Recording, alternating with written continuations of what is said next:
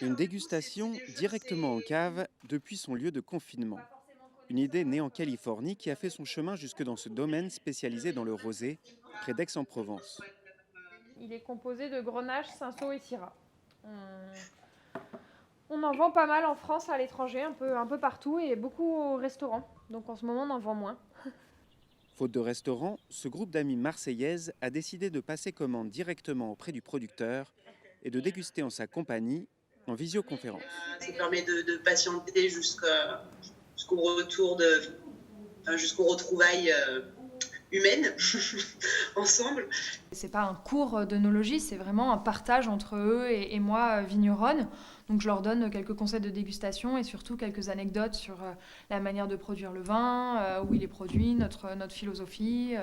Voilà, donc ils ont l'impression d'en apprendre un peu plus à la fin de la dégustation et ils ont passé un moment convivial. Avec la fermeture des cafés, hôtels et restaurants, les ventes de vin en Europe pourraient chuter de 35% en volume, selon l'Organisation internationale du vin. Alors pour rester compétitifs, Le petit cabran. les vignerons indépendants, peu distribués en supermarché, se retroussent les manches. Depuis peu, ce producteur de la Côte d'Azur écoule quelques bouteilles chez le pizzaiolo local qui les vend à prix coûtant. C'est vrai qu'aujourd'hui, il faut être encore plus solidaires les uns des autres, quoi. Autre innovation, le drive au domaine avec paiement préalable en ligne ou sans contact. L'enjeu est d'autant plus important qu'aucune date n'a été annoncée pour la réouverture des restaurants ni pour celle des plages. Or, pour ce vigneron, la saison estivale, dans l'une des régions les plus touristiques de France, représente près de la moitié de son chiffre d'affaires. On sait d'ores et déjà qu'on aura peu ou pas de touristes étrangers, alors qu'on a une grosse clientèle habituellement de touristes venus d'Europe du Nord.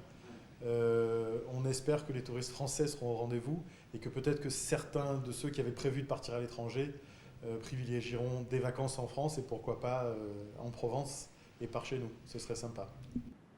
Déjà touché par une taxe Trump de 25% sur les exportations aux États-Unis et la crise des Gilets jaunes, l'industrie du vin français enchaîne les épreuves. Mais les petits domaines espèrent sortir grandis de cette crise sanitaire qui pourrait, paradoxalement, renforcer le lien avec leurs clients.